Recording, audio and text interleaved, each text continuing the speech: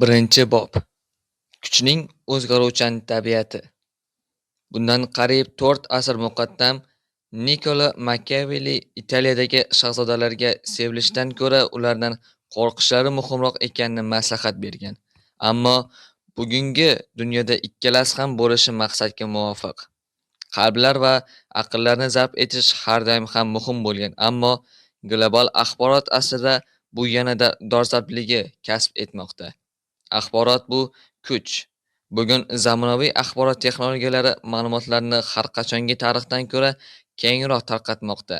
Shunga qaramay, siyosiy yetakchilar kuchning tabiati qanday o'zgargani haqida o'ylashga, aniqrog'i yumshoq o'lchovlarni hokimiyatdan qo'llash strategiyalariga aylantirishga yetarlicha e'tibor qaratishmayapti. Kuch nima? Kuch ob-havoga o'xshaydi, ammo unga bo'lgan va u haqida gapiradi, lekin ochlikkina uni aslida nima ekanini tushunadi. Fermerlar va meteorologlar ob-havoni bashorat qilishga uringanidek, siyosiy rahbarlar va tahlilchilar ham hokimiyat munosabatlaridagi o'zgarishlarni tasvirlashga va bashorat qilishga harakat qilishadi. Kuch ham sevgiga o'xshaydi. Uni aniqlash yoki o'lchashdan ko'ra boshdan kechirish osonroq. Lug'atda kuch bu biron narsani qila olish yoki xohlagan natijasiga erishish qobiliyati ekanligi aytiladi. Yana ayrim lug'atlarda kuch boshqalarning xatti-harakatlariga ta'sir qilish qobiliyatiga ega bo'lish deb ta'riflanadi. Demak, umumiy qilib aytadigan bo'lsak, kuch bu istalgan natijalarga erishish uchun boshqalarning xatti-harakatlariga ta'sir qilish qobiliyatidir. Ammo buni amalga oshirishning bir necha yo'llari mavjud. Siz ularni tahdidlar bilan majburlashingiz, to'lovlar bilan rag'batlantirishingiz yoki ularni o'zingiz xohlagan narsani istashga qiziqtirishingiz va e'tiborni jalb qilishingiz mumkin. Ayrim insonlar kuchni majburlash yoki buyruq berish deya tor ma'noda tushunishadi. Siz uni o'zgalarni biron ishni qilishga unday olganingizda his qilasiz. Siz sakra deysiz va ular sakrashadi. Bu oddiy kuch sinovi bo'lib ko'rinishi mumkin. Aslida esa barchasi birinchi ko'ringanidek oddiy emas. Aytaylik, siz buyruq berganlar sakrashni yoshgina nabira qizaloqlarimizchalik yoqtirishadimi? Biz kuchni boshqalarning o'zgargan xatti-harakatlari nuqtai nazaridan baholaganimizda, birinchi navbatda ularning nimalarni afzal ko'rishini aniqlab olishimiz lozim. Aks holda qichqirig'i quyosh chiqishiga sabab bo'lishini o'ylaydigan xo'roz kabi o'z kuchimiz haqida xato xulosaga kelishimiz mumkin. Muhit o'zgarishi bilan kuch ham yo'qolishi mumkin. Boshqa bolalarni qo'rqitib, ularni o'z buyrug'i bilan sakrashga majbur qiladigan o'yin maydonchasidagi bezori tanaffusdan keyin qattiq nazorat qilinadigan sinfiga qaytishi bilanoq o'z kuchini yo'qotadi. Shafqatsiz diktator muxolifni qamab qo'yishi yoki qatl qilishi mumkin, ammo bu uning aslida chindan ham kuchli ekanligini isbotlamaydi. Kuch har doim o'zaro munosabatlar mavjud bo'lgan muhitdagina namoyon bo'ladi. Bizning buyruqlarimizni bo'lmasa, boshqalar o'zini qanday tutishi oldindan bilish juda qiyin. Bundan tashqari, ko'rib turganimizdek, ba'zida xatti-harakatlarga buyruq bermasdan turib ham ta'sir qilish orqali xohlagan natijalarga erishishimiz mumkin. Agar siz mening maqsadlarimni noqonuniy deb hisoblasangiz, men sizni tahdidlar yoki rag'batlarsiz ham o'zim uchun nimadir qilishga ko'ndira olaman. Shu zaylda boshqalar ustidan sezilarli kuchga ega bo'lmasdan turib ham ko'plab kerakli natijalarga erishsa bo'ladi. Misol uchun, ba'zi sodiq katoliklar papaning oliy jazo haqidagi ta'limotiga quvg'in qilish tahdidi sababidan emas, balki uning ma'naviy obro'sini hurmat qilganliklari uchun amal qilishlari mumkin. Yoki ba'zi radikal islom fundamentalistlari Usoma bin Ladenning harakatlarini badal yoki tahdidlar evaziga emas, balki uning maqsadlari qonuniyligiga ishonganlari uchungina qo'llab-quvvatlashga jalb qilinadi. Amaliy siyosatchilar va oddiy odamlar odatda xatti-harakatlar va motivatsiyaga oid bu savollarni juda murakkab deb bilishadi. Shunday qilib, ular kuchning ikkinchi ta'rifiga murojaat qilishlari va uni shunchaki natijalarga ta'sir qilishi mumkin bo'lgan qobiliyat yoki resurslarga ega bo'lish sifatida baholaydilar. Binobarin, ular nisbatan katta aholi va hududga keng Tabiiy resurslarga, iqtisodiy qudratga, harbiy kuchga va ijtimoiy barqarorlikka ega bo'lgan mamlakatlarni qudratli deb bilishadi. Ushbu ikkinchi ta'rifning afzalligi shundaki, u kuchni yanada aniqroq o'lchanadigan va oldindan aytsa bo'ladigan qilib ko'rsatadi. Ammo bu ta'rifda ham ziddiyatlar mavjud. Odamlar kuchni uni ishlab chiqaruvchi manbalar bilan sinonim sifatida ta'riflashganda, hatto ulkan kuchga egalik qiluvchilarda ham har doim o'zi xohlagan natijalarga erisha olmasligi mumkinligi haqidagi paradoksga duch kelishadi. Kuch manbalari pul kabi o'zgaruvchan emas. Bir o'yinda g'alaba qozonishga sabab bo'lgan vosita boshqasida umuman qo'l kelmasligi mumkin.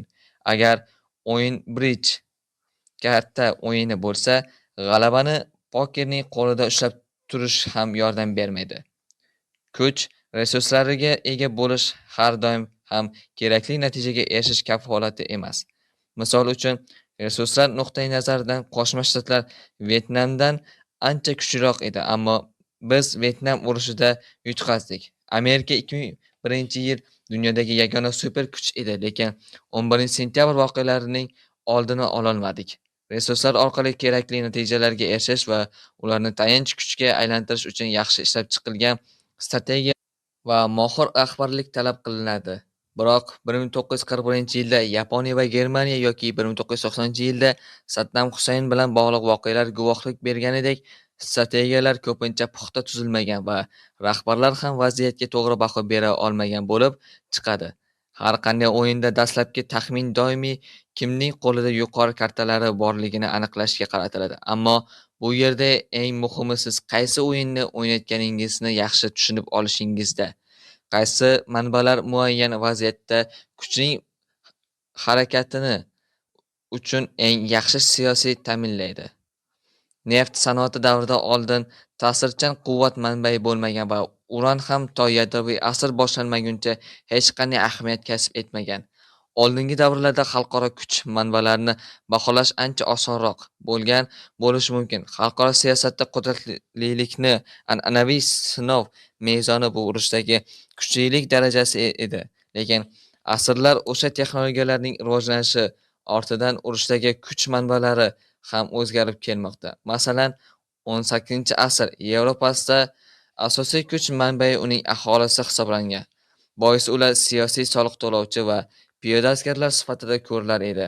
1815-yil Napoleon urushlari oxirlab qolganda Prussiya Fransiyaga qarshi kuchlar muvozanatini saqlash maqsadida Vena kongressida g'olib bo'lgan ittifoqdoshlarga ko'chirilishi lozim bo'lgan hududlar va aholini aniq bayon etgan qayta qurish rejasini taqdim etdi. Millatchilikdan oldingi davrda viloyatlardagi ko'chirilgan aksar odamlar nemis tilini bilmasligi muhim bo'lmagan. Biroq yarim asr ichida millatchilik tuyg'ulari shu qadar keskin o'sib borganidan Germaniyaning 1870-yilda Fransiyadan Elzas va Lotaringiyani tortib olishi Birinchi jahon urushining asosiy sabablaridan biriga aylandi. Millatchilikning o'zgargan kontekstida ko'chirilgan hududlar kutilgan foydani keltirish o'rniga millatchilik kayfiyatining asosiy javobgarligiga aylandi. Muxtasar qilib aytganda, vaziyatni yaxshi anglab yetmasdan turib kuch manbalarini harakatga keltirib bo'lmaydi. Yuqori harakatlar kimning qo'lida ekanligi to'g'risida hukm qilishdan oldin siz qanday o'yin o'ynayotganingiz va kartalarning qiymati qanday o'zgarishi mumkinligini tushunishingiz lozim. Masalan, zamonaviy axborot asrida energiya resurslarining taqsimlanishi turli masalalarda juda farq qiladi. Bizga Qo'shma Shtatlar bir qutbli dunyoda yagona super kuch deya aytiladi, ammo vaziyat bir qarashda ko'ringanidan ham ancha murakkab. Jahon siyosatining kun tartibi 3 o'lchamli shaxmat o'yiniga aylangan bo'lib, unda vertikal yo'nalish bilan birgalikda gorizontal ravishda ham o'yin ko'rsata olganlargina g'alaba qozonishi mumkin. Klassik davlatlararo harbiy masalalar an'anaviy bir qutblilik yoki gegemonlik nuqtai nazaridan qaraganda Qo'shma Shtatlar haqiqatdan ham global yuqori imkoniyatlarga ega bo'lgan yagona super kuchdir. Biroq davlatlararo iqtisodiy masalalarning o'rta darajada kengaya borishi endilikda hokimiyatning taqsimlanishida ko'p qutblilikni keltirib chiqardi. Qo'shma Shtatlar, Yevropa Ittifoqi, Yaponiya, Xitoy va boshqalarning kelishuvsiz savdo monopoliyaga qarshi yoki moliyaviy tartibga solish masalalarida o'zi istagan natijalarga erisha olmaydi. Bu yerda Amerika gegemonligi yoki bir qutbli dunyodagi Amerika imperiyasi haqida aytishning ma'nosi yo'q. Terrorizm, xalqaro jinoyatchilik, iqlim o'zgarishi va yuqumli kasalliklarning tarqalishi kabi transmilliy muammolarning negizida kuchning davlat va nodavlat aktyorlar orasida keng tarqalgani va tartibsiz ravishda tashkil etilgani yotadi. O'ng yoki so'l targ'ibotchilarning da'volariga qaramay buni bir qutbli dunyo yoki Amerika imperiyasi deb atash umuman o'rinsizdir. Bular katta strategiyalarga asoslangan olamdagi muammolar to'plami hisoblanadi. Shunga qaramasdan, hali hanuz ko'plab siyosiy rahbarlar butunlay harbiy aktivlarga va klassik harbiy choralarga yechim sifatida e'tibor qaratishmoqda. Ular uch o'lchovli o'yinda bir o'lchovli o'yinchilardir. Uzoq muddatli istiqboldan bu yo'l faqat yo'qotishlarga olib keladi. Chunki transmilliy doirada ijobiy natijalarga erishish ko'pincha yumshoq kuchdan to'g'ri foydalana olishga bog'liq bo'ladi.